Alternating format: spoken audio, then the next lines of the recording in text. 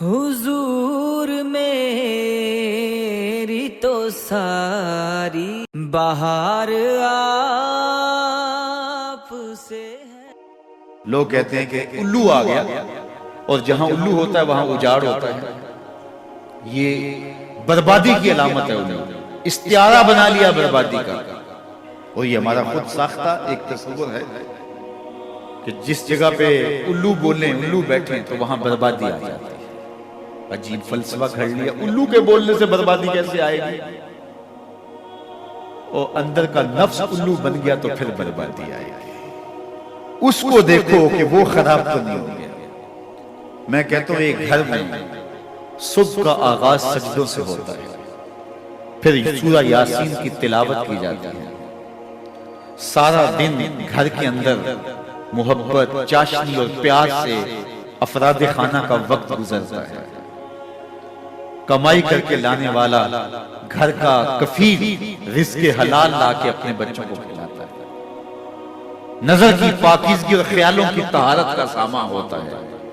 شام کو سورہ واقعہ پڑھی جاتی ہے، سونے سے قبل سورہ ملک کی تلاوت ہوتی ہے، دہلیز پہ آنے والے سائل کو جھڑکا نہیں جاتا، مہمان کی عزت کی جاتی ہے، تکریم دی جاتی ہے، گھر کو صاف ستھرا رکھا جاتا ہے، قرآن کی تلاوت کی مہک پھیلی ہوتی ہے گھر میں۔ گھر کے اندر درخت پر 100 الو بھی بیٹھ جائیں اس گھر میں بربادی نہیں آئے گی۔ اور ایک گھر میں اللہ کے حکموں کو توڑا جاتا ہے، افراد خانہ ایک دوسرے کو گالم گلوچ کرتے ہیں، قرآن کبھی کھول کے کسی نے نہیں دیکھا، سجدے کی کسی کو توفیق نہیں ہوئی، تو گھر کے اندر جو مرضی رکھ لیں برکت نہیں ہوگی۔ میاں یہ تو تمہارے اعمال کا نتیجہ تھا، لیکن تم نے لگا دیا الو کے کھاتے کہ الو بیٹھ گیا، یہ سب کچھ بربادی ہوئی۔ تم نے وعدے توڑے، تم نے لوگوں کو 2 نمبر مال دیا، اس لیے تمہاری فیکٹری برباد ہوئی، اس لیے تمہاری دکان نہیں چل رہی، کہ تم کہتے کچھ ہو دیتے کچھ ہو۔ ایک مرتبہ جو دھوکہ کھاتا ہے وہ دوبارہ تمہاری دکان پہ نہیں آتا۔ یہ الو کا کام نہیں ہے، یہ تمہارے نفس کے الو کا کام ہے، لیکن تم نے الو پہ مڑ کے کسی منحوسہ، یہ فلاں منحوسہ ہماری دکان پہ آئی صبح، آج سارا دن گاہک ہی نہیں ہے۔ کیا فلسفہ تم نے تراشا؟ تو فرمایا ولا ہامہ، الو بھی کوئی چیز نہیں، ولا سفر، اور نہ ہی سفر کا مہینہ کوئی چیز ہے کہ آپ سفر کے مہینے کے نام لگا کر کے کسی چیز کا انکار کرتے ہیں۔ یہ اللہ کی طرف سے جو تمہیں نصیب ہوتا ہے۔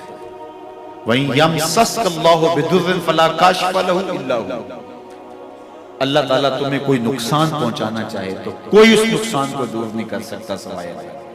اور اگر اللہ تمہیں کوئی بھلائی دینا چاہے، تمہیں بہتری عطا کرنا چاہے، فَلَا رَادَّ لِفَضْلِهِ، اللہ کے فضل کو کوئی واپس بھی نہیں کر سکتا، لٹا بھی نہیں سکتا، اللہ کے فضل کو کوئی ٹال بھی نہیں سکتا۔ سارا زمانہ لگ جائے کسی شخص کو نقصان پہنچانے کے لیے، لیکن اللہ کی نصرت سے نصیب ہو کوئی بال بھی بیکا نہیں کر سکتا۔ سارا زمانہ کسی کو فائدہ دینے میں لگا رہے، لیکن اللہ نہ چاہے تو ایک ذرے کا فائدہ بھی نہیں پہنچا سکتا۔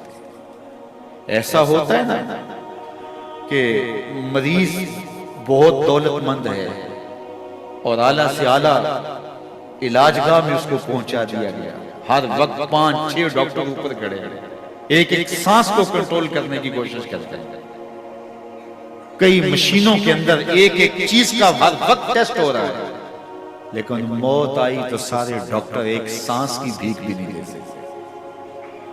اور دوسرا بیمار پڑا ہے، ہاسپٹل والوں نے بھی جواب دے دیا، اس غریب کو کسی پرواہ نہیں کی ہے، اس کو باہر جھاڑے میں پھینک دیا، میرا مالک شفا دینا چاہے تو اسے عطا کرتا ہے۔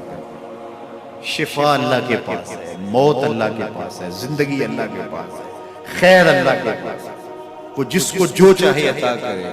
اپنے عقیدوں کو مضبوط کرو، اللہ پر توکل کرو، اللہ پر بھروسہ کرو، وہ چاہے تو ہوتا ہے، وہ نہ چاہے تو کچھ نہیں ہوتا، اس کے چاہنے سے ہے، اس کے نہ چاہنے سے نہیں ہے۔